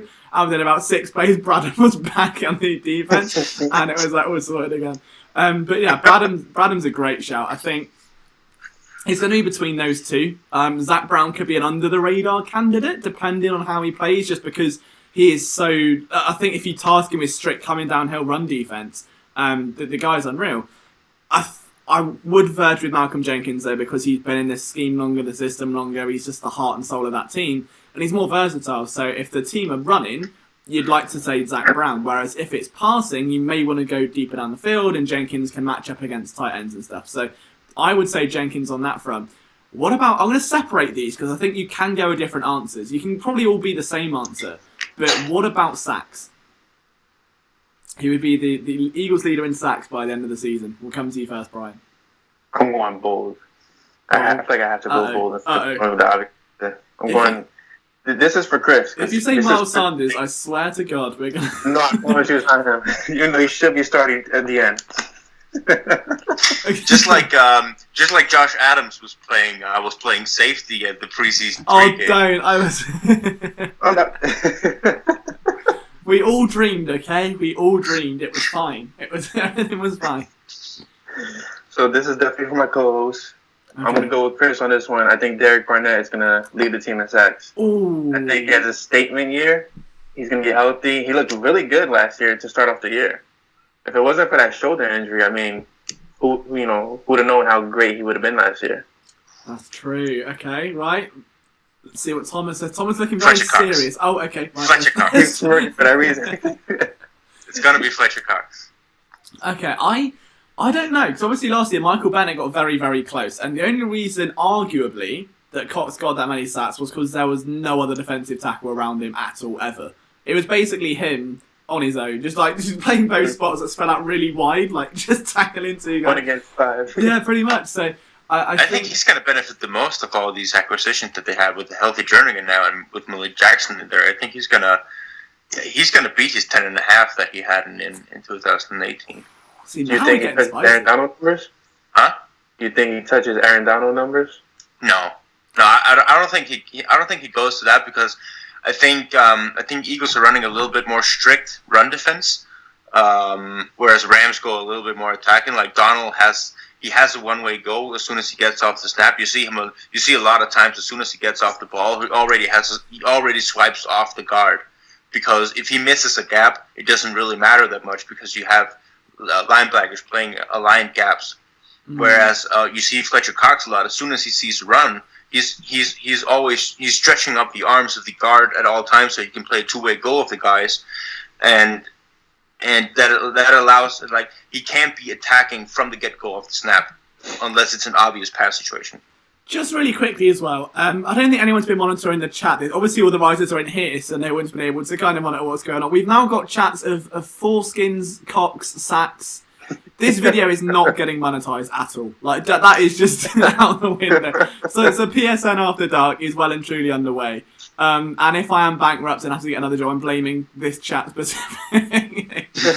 but no, it's cool that you guys are in here. Don't forget as well, drop your predictions on the right. So I think a lot of them actually agreeing with us. We haven't seen a really wild card shout just yet. So let's go for quarterback hits, because I have got a wild card for quarterback hits. And I think it'll be Vinny Curry. Purely because he is the one player that can't put the icing on the cake. You won't get anywhere near it in sacks, because he'll hit the quarterback and the quarterback will run off and that's it. But in terms of physical pressure and benefiting, I've got a feeling Vinny Curry's gonna, he's back in the scheme that sort of made him. He fitted well. He had a bit of an injury in Tampa Bay, and it was hot. Apparently that played a role for some reason. So he's now back in Philadelphia, in the scheme that he knows, in the city that he likes. I think that if fully healthy, the Eagles know better than anyone. They've been, I think, 7 years in total now. They've been around Vinny Curry. So, it wouldn't surprise me. I mean, quarterback hits, he struggles to bring quarterbacks down and finish plays. But in terms of putting the cake in the oven, I mean, the guy has just got a bucket load of them. So I'm going to go with Vinny Curry. Probably won't happen, but if we're going bold predictions, they're getting progressively more bold, I think, as the lists go on. So let's go to Thomas this time. Who do you think if a quarterback hits? I mean, would I be boring to say Fletcher Cox again? No, this is it. So in the article, I had Fletcher Cox for the follow-up for sacks, QB hits, and TFL. I think it's just the most realistic. But it's always fun. You never know. Some people might have different. Pitch it to Brian first. My initial answer is going to be Fletcher Cox. Let me give it a thought. All right, Brian, is your initial answer Fletcher Cox as well, or is it? Well, I feel like we need to take just a timeout real quick because you're speaking about bold statements, and if you look at the chat, there's a lot of bold statements right now. Oh no! Why? Her big Cox. It's what? Somebody put Curry Cox if you're into Indian. Oh, Jesus Christ. The other person put her big Cox now for the offense. Oh, right. We're going to annihilate the stream. PSN is cancelled. It's all gone wrong. This is terrible. What have we been... Curry Cox. Oh, it was bad enough with Aziz Shittu. I mean, I was worried that preseason stream would get cancelled, but this is filth. You should all be ashamed of yourselves. Okay, right, Brian. Back to reality for what we can salvage at this point. I want to go with a healthy Brandon Graham. I thought you were going to get back to Fletcher Cox and we'd all be in laughing fits again. So, but no, Brandon Graham. Okay. I'm going with Graham. Graham is healthy this season. I feel like not so much he has a lot to prove, but I feel like he wants to kind of just solidify himself in Eagles history and just be more than just what he's been. I know when he re-signed, he had a big moment where it was kind of like he's motivated to prove so many people wrong because he was labeled as a bust in the beginning of his career. And people forget that his strip sack won us the Super Bowl. That's true. No, that's a very good point. Thomas, have you changed your answer on who wants to be a millionaire, or are you sticking with option A? No, because the alternative that I was thinking of was Brandon Graham, and now Brian stole him. So I'm just gonna stay put with my answer of Fletcher Cox. Okay, so tackles for a loss, would that be Fletcher Cox again? No. No? Oh, okay. Because when I did the article on Fletcher Cox and I went through all his numbers, tackles for loss is a point where he's significantly lower than most of the top shelf defensive linemen. Ooh. And I was a little bit curious about that, but then I realized the way they play run defense doesn't really bode well for getting tackles for losses. But the way they play defensive end, though, would suggest to me that Brandon Graham would be the leader in tackle for losses, because the one thing that Brandon Graham does consistently well is crashing down the line of scrimmage on zone plays. He reaches that like almost once per week, if not more. And you always have that one drive where it always starts off with a zone blocking scheme, and then Brandon Graham just comes crashing off the line, gets a -3 yard running play, and then goes from there. So I think it's going to be Brandon Graham. Okay, right. What about Brian? Is there going to be a double down, or is there someone else that you're thinking of? I have to double down because Camus injured. Oh, okay. If Camus wasn't injured, I would have gone with him just because I feel like this season was going to be his season. I feel like he's really quick off the ball, and he was going to have a phenomenal year. But it's going to have to be Brandon Graham. See, I would go wild card again and say Timmy Jernigan. Because if you even think back to the days in Baltimore, like run defense has always been his forte, right? It's not so much going to the quarterback, it's that immediate fill the gap, get the pressure. I don't know, I feel Timmy Jernigan to me would probably be, again, he's just a really undercard guy. I think he's going to have a massive, massive year that everyone, and he hasn't got a rude sounding name, which means this tiny bit of the video might even survive YouTube. But no, genuinely, I think he's got a very angry chip on his shoulder. He performed very well in 2017, and I can't remember the exact statistic, but he'd set some Ravens record for TFLs. So I remember it being in the initial press bars when we got it, and I was like, oh, okay, that's interesting. And I think in terms of run defense, he added so much. Also a shout to, obviously, Geordie, who's saying thick boy mints, that legacy's living on. No, Kiri's in here as well. So we've got all the official PSN hype fans that are in here, all of the crew who join us for every single stream, so you guys are insanely appreciated. Even Takeem and his World Star Hip Hop headlines. Takeem, we named the stream wrong, alright? Basically, it started streaming last week's stream because I didn't set it up properly, and everyone got angry at me, and now we're here. We're sorry, alright? We are here. Okay, so next category would be passes defensed, I think, if we're going up from offense to defense. So I saw a couple of both of you raised your eyebrows at the exact same time. That was amazing. So I'll go first. I'll let you guys think, because I think that could be a bit of a deep one. I'm going to go with Avonte Maddox. Because... Yeah, that's my guy. I think I would go with Rasul Douglas if he was on the field more. I don't think he will be to begin with. I think Maddox last year was second in passes defence, only to Ronald Darby off the top of my head. And given that he's a bit smaller, he's playing in the nickel, he's just feisty. He's not going to be a guy that will leap up 10 foot in the air and Odell Beckham a catch, but as someone that will get into the catch point or like into a body catch and punch the ball out. I mean, that game against the Jaguars and him flying around the field was remarkable. So for me, I think Avonte Maddox could easily get 10 passes defence this year. That would be a really, really stunning season from a sophomore cornerback. But honestly, I think he's got heaps of potential. If he does lock down that starting nickel role where he's coming up against tight ends, not every tight end is Zach Ertz, so he would have been working against most of the preseason, which is great, for his development. There are very few George Kittles in the league. You're going to come up against guys that fumble the ball around and aren't quite secure. They're more blockers and receivers, and I think he'll have a field day against him. In terms of slot receivers, that's a bit different, but we'll see what happens. I would double down on Avonte Maddox, I think. What about Brian, because we went Thomas last time? That's good. Avonte Maddox. Yeah? I was going to be a little bold and say Sydney, but I don't trust Sydney right now. Oh, no. What's he done? Me neither. What happened? Oh, no. Sydney's been a bit of a wild card. He's gone out. He's not come back. He's not replying to his text messages. He's Yeah, he's all over the place. He needs to make up his mind. Is he playing hard to get, Brian? Is that what's going on? A little bit. Just a little bit. Flipping his hair everywhere. Okay, so what about interceptions? Would there be a different answer for that? Rasul Douglas. Yeah? I'm definitely going bold with that one. I would join your camp. I would jump onto your ship. I think that's a great shout. He led the team in... I love that he led the team in picks last year, despite being used so infrequently. I honestly, the fact that they brought in Dexter McDougal before giving Rasul Douglas a shout, and then he still comes in and balls out. I just don't get what Jim Schwartz was thinking at that point. Like, let's bring in Dexter McDougal off the street, who's not played an NFL snap in a year. And then he ran into Camu Grugier-Hill, just looking at the corner, just sprinted into him. And then Rasul Douglas gets a shot. So I don't think he'll start, but I think even week 1 last year against the Falcons, Rasul Douglas pick, right?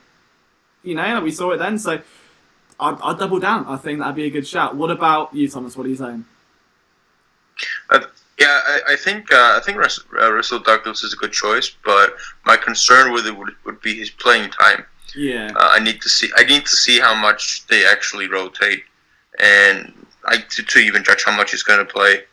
And once they have announced that their starters are going to be Sydney and Darby, if they play well, I don't think we're going to see Douglas as much as we want and as much as we maybe should. So that will be my only concern with going Douglas. But that being said, I can't really see who else it would be, because Douglas just brings that big play ability on it, because he takes chances, and sometimes it pays off, sometimes it goes horribly wrong. I guess I would go. I don't even know who I'll go besides Douglas at this point. I don't know because I don't think anyone stands out in terms of. I mean, Maddox would be a solid option, basically just because he's so agile and he moves so well with receivers. So if a quarterback makes a bad read or gets pressured, he might be forced into throwing towards Maddox. If he has good coverage on him, anything can happen. But I think you're right about Douglas. I'd probably go with him as well if he gets any significant playing time.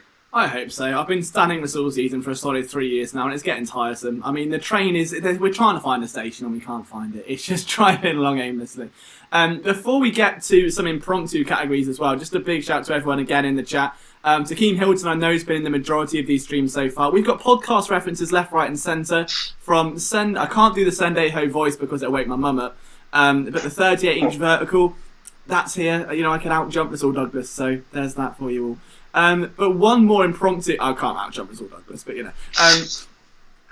but before we wrap it up, because we've been on here like nearly an hour and a half, so we've been flying through. Rookie of the year for the Eagles. Don't ask Brian. That would be the most boring question to ask him.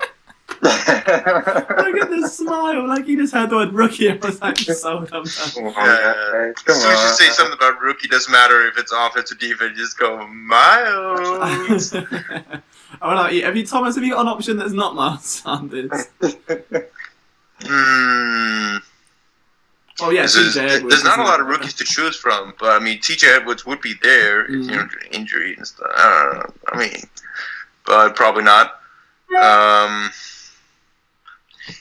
If Eagles insist on going with that running back by committee so heavily, like we were used to in 17 and 18, when I remember back in 17 in some of the games where LeGarrette Blount was still getting 15 carries per game. And we were just screaming at like going, why are you not running Jay Ajayi more? Why are you not running Corey Clement more?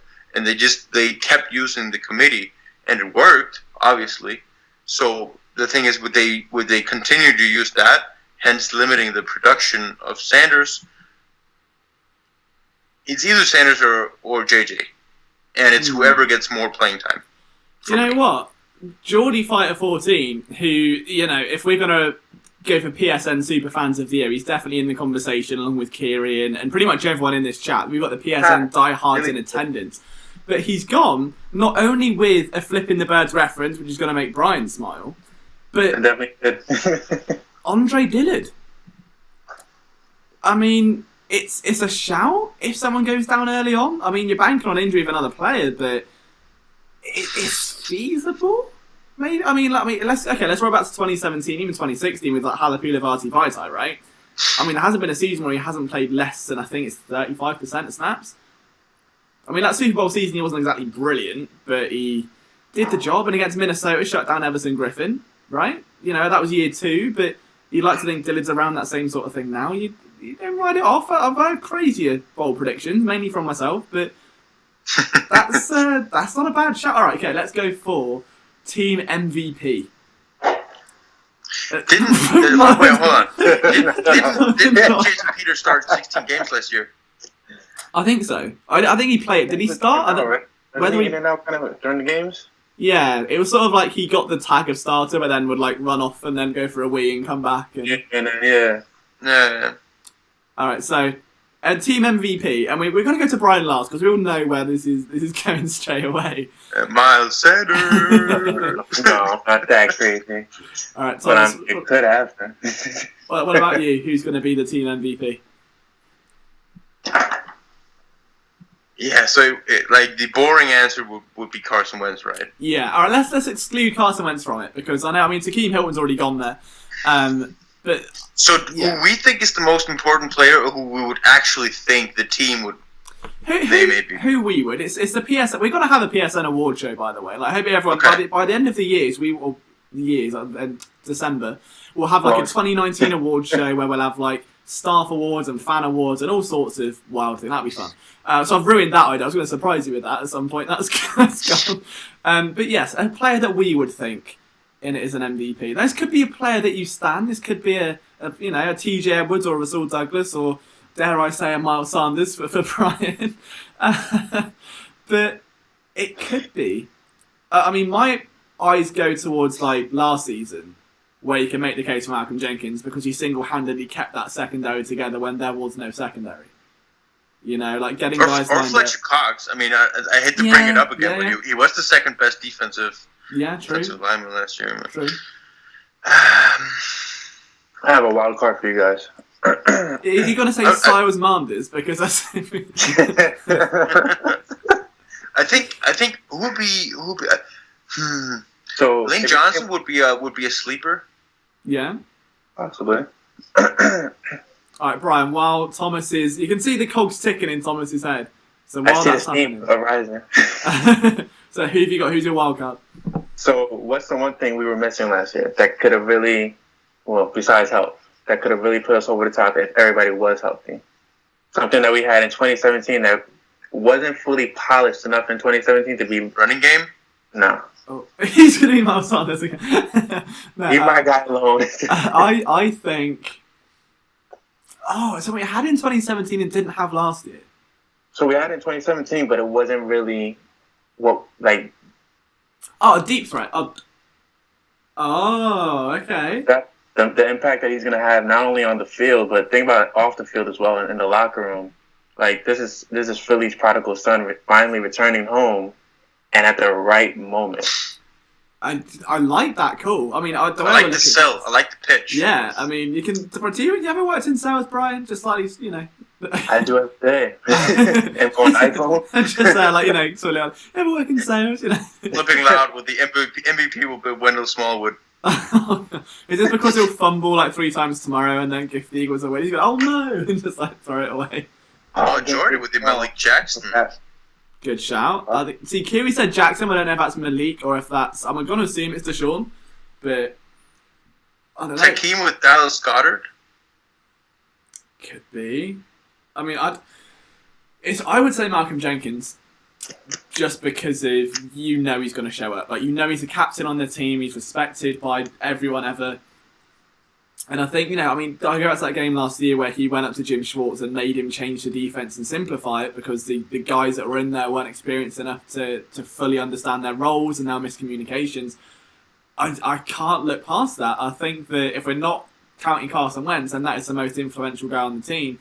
Whether he produces stats or not, I think it will have a brilliant impact. And, I think for someone that played 99% of snaps, he's going to be up there. I'm not going to take credit for this one. I'm going to give the credit to Devell Costin.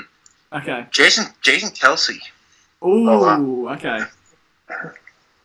Just because, I mean, think about it. If he retired, and right now we were sitting with Nate Herbig and Wisniewski, like Wisniewski's obviously released, right? Yeah. But imagine going through a preseason of Steven Wisniewski. You just kept seeing the snaps get worse and worse.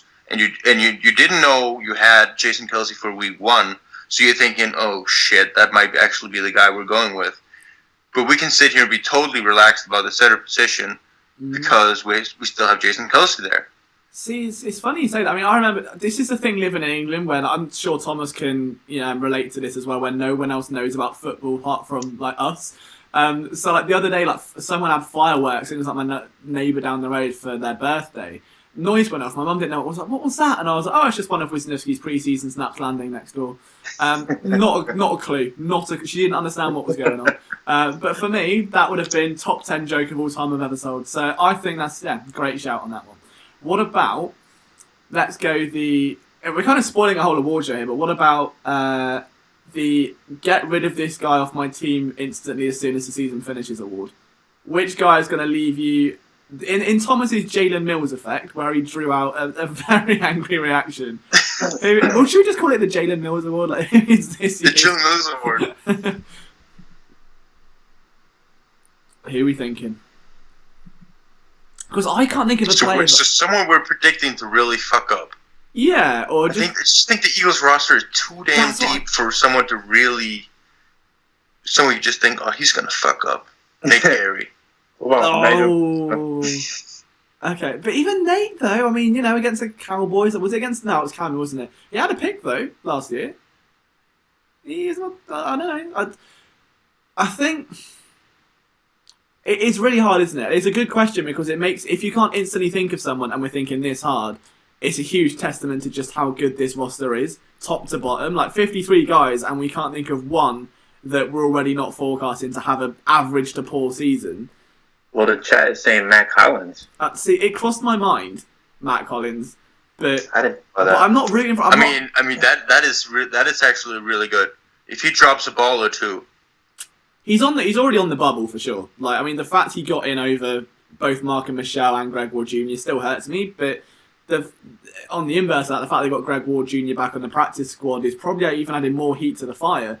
But I think Hollins at the minute is that slot guy. He's the big slot behind Nelson Aguilar. That's his only way back. Like his special teams, 4-year captain at UNC, but he caught his lone touchdown. I think 6% of the 32 snaps he played in were from the slot. I don't know where I'm getting these stats from off my head. I've just become a human encyclopedia this off season for like Eagles stats. But yeah, that was on Player Profile. I remember doing the article. 6% of the 32 were from the slot, which, if you're considering how much Eagles move their guys around, that's fairly impressive. So I don't know. I think Hollins is probably a candidate, but he's not someone you actively want off your team instantly. I think it will be more we want Greg Ward or someone on the team and he will be the fall guy, as opposed to Hollins is woeful, get him off. Because I think he's got potential, like we've seen that before. It's just I think that the leverage is lower, like the lenience is low. We've got to be a little bit more, I think, restricted on, like, if he does start messing up or can't quite get going, there's going to be that kind of black and white sort of, the fine line. But can we just appreciate that we're sitting here right now thinking of like one player we want off the team, and we're going, yeah, who's someone we don't want? And I'm gonna bet you when we do our preview show in 2 weeks, and if we bring up the same topic, we're all gonna have a list of 20 people we want out of this town immediately. Like, oh, I remember you dropped the ball. Like, it was 3rd down and 7 with 6 minutes to go. But okay, let's go a more positive one. Let's go most underrated player of the year. Malik Jackson. Ooh, that was an assertive call as well. That was straight out of the gate. Any reason why? I think after what he went through last year in Jacksonville, he has a lot to prove. And I think he knows that, especially when the Eagles gave him a 3-year, like $50-something million contract, right? Yeah, so it's a big payday. Yeah, it was right after he got cut too. So he's got to live up to it, especially with Timmy Jernigan breathing down his back. Mm-hmm. Yeah, that's true. That's true. I think I'm gonna say Rodney McLeod. Oh, there's a name we haven't heard because tonight. he was really, really good before he got injured, and I think it's gonna be for sure. a world's difference as soon as he comes back, and it's gonna give a lot more stability. Geordie said that as well. That just a straight great minds. Great minds. Exactly. No, I agree. I mean, I've been a huge Rodney McLeod guy this off-season, and look, I remember we did a film roulette for anyone that has been around this channel for a while. If not, subscribe, you're missing out on this and more content, which was the best sell. Brian should have sold that. But no, we did an Eagles film roulette and it landed on Rodney McLeod, and the production through those first 3 games was unreal. Like even around the ball, I'm pretty sure he had 3 or 4 passes defensed in those opening 3 games. And he had like 6 in the year before. It was a really close number, like between 2017 or 2018 or whatever. It's unreal. Like, the guy flew around that defense, hits hard, is great at the catch point or like challenging those deep post routes and stuff. Like that's a huge shout. Like I would be, if there's one player that I'm looking for to really turn heads and surprise, bearing in mind he's had to restructure his contract this year as well. Like he's lost pretty much all of that guaranteed money because of the injury situation. The Eagles didn't want to commit too heavily to him. He's got a lot to prove. This is a make or break year for him as well. So that's a great shout from you both. I would fully agree with that one. He's not signed for next year, right? With the restructuring and everything, they didn't give him next year? Don't think so. Might have to double check that one. But yeah, either way, it's a big boom or bust year for him. Okay, we'll do one more award and then we'll get back on to a little bit of Redskins talk and we'll do a little bit of predictions and then we'll call it a night. Because I can't believe it's already been an hour and a half. Okay, so it's 3:30 a.m. This is horrible. Brian, I'm sorry. I forget. See, I live on this time zone now. To me, I'm normal, but I forget you don't still.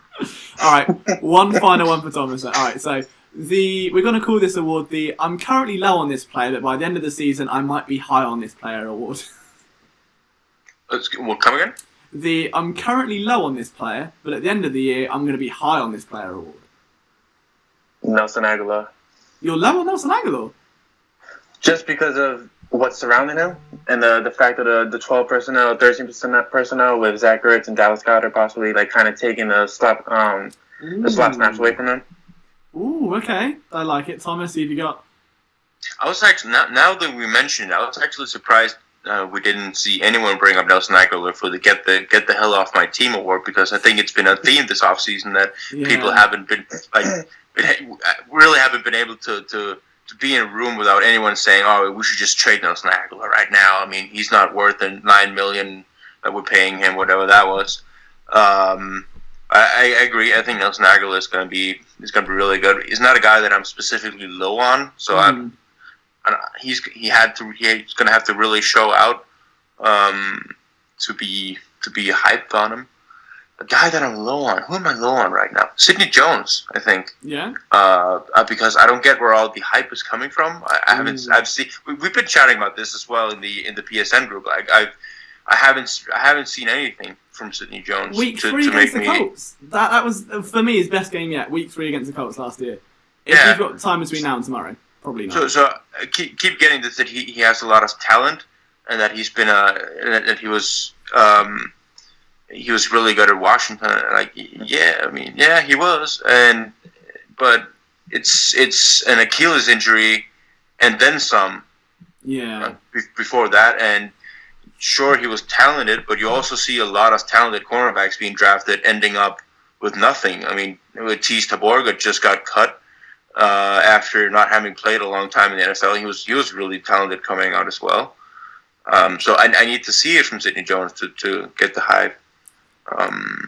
See, I don't know. I really want Sidney Jones to do well, because I think last year, like that game against Indianapolis, there was one play down in the. I'm trying to imagine it was down in the red zone, and it was a run play. Yeah, and they pulled the toss play, and they had the tackle out there. And Sidney he jumped into the tackle, so he fell down, and then he just jumped up like from his knees up and and he held on to the player like through the tackle, so that another player could come over and make a tackle, but otherwise it would have been a touchdown. Yeah, it's honestly there were little flashes like that, and I think against the Bucks he did fairly well as well. I think he allowed a touchdown that game, but it wasn't his direct fault. But yeah, like I wouldn't say I'm low on him. I'm a bit more conservative because of everything that you've just said.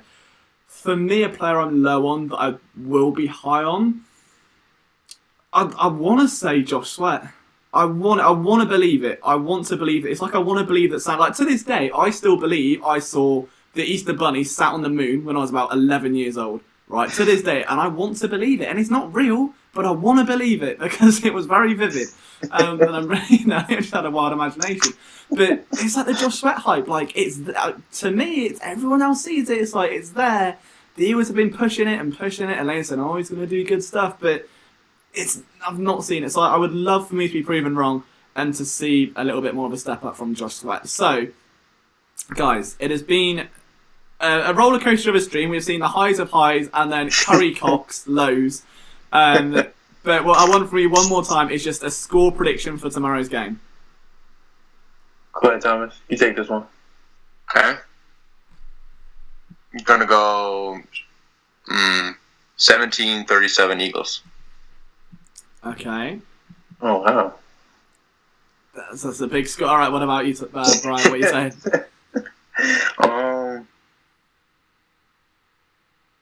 I'll go 28-7. I'll go. Oh wow, that's a believer in the defense. Holy. I'll go 28-17. I think it'll be a borderline fourth quarter comeback. Not comeback, but like a backdoor comeback. 28-17? Yeah.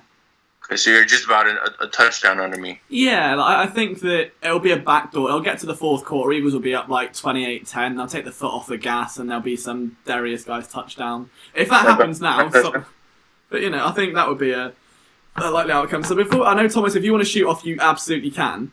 I think people put in scores in the chat. So 28-21, 24-14, 24-13. There's a missed extra point there from DeVell. So Washington not got special teams sorted. What else have we got? Just a couple of predictions. Geordie says who's overrated. We'll do that one, and then we'll call it a night then. All right, so who's overrated going into the year? Don't you say Miles Sanders, Thomas. I mean, he is though, right? Oh. No, I won't go there. I won't get on your boy. You can have him. It's all right. Who's overrated? Who's overrated? Damn. It's tough, isn't it? Yeah, because I think people are being generally realistic about Carson Wentz. Like everyone seems to believe in him, but don't really have like those unreal expectations for him. Like, I don't hear a lot of people calling him like a top 3 quarterback, like he was on his way to becoming in 2017 with the injury and all that. Since, so I don't even think I would say Wentz. It's really tough, isn't it? Yeah. I've got an answer. I don't know why I didn't think of it before. Ronald Darby. Oh, And okay. I don't know why I didn't think of that sooner. I will not get off this train. I've been on it since the second year he signed. And I hope he proves me wrong. But it's just the fact he's missed 23 games, and I think it's 23 games in 2 years he's missed. It's pretty much like, no, that's not even possible. What am I talking about? You can tell I'm outside.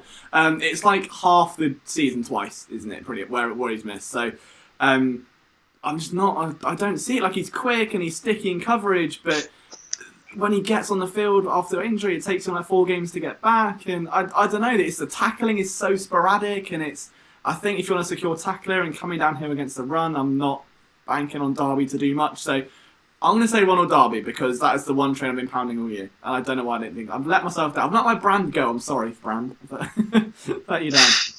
I'll second that one. I think Ronald Darby is a bit overrated ever since he came over here. But with Buffalo, he was phenomenal. But I feel like with Philly, he kind of like takes a backseat sometimes. Does playing next to Jalen Mills make him seem better though? Yeah, it's kind of like, I'm not going to use any female terminology like you've been doing. But I agree with that. It's definitely Darby, and I'm hoping that he is overrated because I would like to see Sidney Jones progress and Rasul Douglas progress to the point where they're our starting corners. I would second that. Yeah. Thomas, you look deep in thought. Yeah, because I was thinking about Nigel Bradham actually. Oh. But then again, like that's mostly because I think he's a little bit limited, and I don't think he played well in 2018. At least not remotely as close to the level he was playing in 2017. I agree with you guys. I think you make a valid point about Ronald Darby, but I wanted to bring up something a little bit more original, and I couldn't really come up with something a lot better. But I don't think. So take for instance, like if you ask 10 Eagles fans right now if they would take Nigel Bradham or they take Zach Brown, who would they say? Bradham. Yeah, probably right. But you're thinking it should be Brown. I don't know about that because what they both do well is play the run. Like Nigel is not that great in coverage. Is that fair to say? Yeah, he's not a zone linebacker, is he? He's not going to sit back and pick up a guy. And yeah, I'd agree with that. He's not a Jordan Hicks. But then again, I don't hear people say that Nigel Bradham is elite either. It's not like there's a super high expectation for him. Yeah. It's kind of like he's just there. Yeah, much. Exactly. He's like a solid player that you're glad he's there because he's gonna be there, and sometimes he makes good plays and he's not really fucking up a lot. So yeah, I guess I'll go around Darby. Fuck it. Okay, well, on that note, where we've just slammed Ronald Darby, watch him get 3 interceptions tomorrow now. Yeah. Watch it happen. Right, he's gonna ball out. By the way, just to clean up a little bit, Brittany asked if Brooks is playing tomorrow. He is playing tomorrow. He has done the incredible thing of coming back of the Achilles despite weighing a ton. Is he definitely starting though, or is he gonna be like just active? I think they're starting. I think he's starting. I think really? He's playing. I mean, if he starts, that's incredible. If I'm Doug Peterson, I would just say that we know we've got him V. Have him on the sideline. If it gets to a fourth quarter, ease him back in. Like you don't want him first quarter getting back in, feeling that. Bearing in mind, I'm not going to play that card, but he does suffer with anxiety. And I'm not going back. First game off an Achilles, week 1 at home, Redskins starting. Should never have been a thing. It now is a thing. My anxiety would go through the roof. If I'm honest, I think that would be fair to say. So just easing him back in, getting him comfortable again. He hasn't been through camp in the same way that everyone else has and taken those live reps. So I would say hold it back a bit, wait till the Eagles are up comfortably, and then just get him some reps and go from there. But I don't know. I could be wrong. He could start and be absolutely fine. But I would just verge on the side of caution because I wouldn't want to rush him back too soon. And then also do some house cleaning. Kyrie asked the prognosis for Camus. So that will be the grade 3 MCL sprain. Yeah. He should be good for like week 4 max. Or tops, would that be? And then some guy asked if Sidney Jones is still is healthy yet. I don't know. You guys go that? Yeah, as far as I'm aware, yeah. As far as is he ever? Oh, okay, it's getting bitter. It's getting bitter. No, I think Sidney Jones is fine now. As far as we know, he's fully recovered, which is good news. I think that's about the questions we have left unanswered. Well, on that note then, gents, it has been an absolute pleasure doing this stream. Thank you so much to everyone for tuning in. Are there any parting messages from either of you? Thomas is doing a nice emphatic wave and a stretch before bed, I assume. Sleep tight, everyone. Okay, so really quickly, so Thomas, where can people follow you on Twitter to catch more of your analysis? At ThomasRP93. Yeah, go ahead. If you don't follow me already, do a shit ton of videos. Won't be doing anyone through the regular season games because I have some friends coming over and I don't want to be that douche who just stops the stream just to go back and film some stuff. Oh, I can't relate to that. But I can tell there's gonna be a lot of video breakdown coming in the next couple of months. I just finished my job as a physician in the lung medicine field, and I have 7 weeks where I don't have any work, so I'm going to be doing a shit ton of articles. So it should be good. Beautiful stuff. And Brian, where can people follow you and your podcast and all of your work? B Cameron at B Cameron PSN and at Flippin' Birds Pod. You'll catch me on Twitter mostly arguing with Chris all the time. But yeah, you can catch us there. And we'll have another episode of Flipping the Birds out tomorrow night and ready for everybody Monday morning. Beautiful stuff. And obviously, if you're not following me already, I'm at Liam Jenkins PSN, or Philly Sports Network is at Philadelphia SN. This has been our first ever pre-game preview show, which took us a solid 38 minutes, well, 38 days to get a name for. There were some good suggestions. We had LJ and the lads, that was up there. But I think Prepping the Birds definitely won the day. So thank you so much for sticking around. We kind of messed up a little bit, and given the fact that this wasn't thrown out to all our subscribers because I accidentally booted up last week's stream, which everyone was very happy about, the fact that you were all here is incredible. So thank you for taking time out your Saturday evening to tune in, talk Birds with us, enjoy the game tomorrow. We'll have plenty of pre-game and post-game coverage at phillysportsnetwork.com. And, of course, our website as well. So from all of us at Philly Sports Network, I sound like I'm on television. I'll see you soon. Have a good night, guys.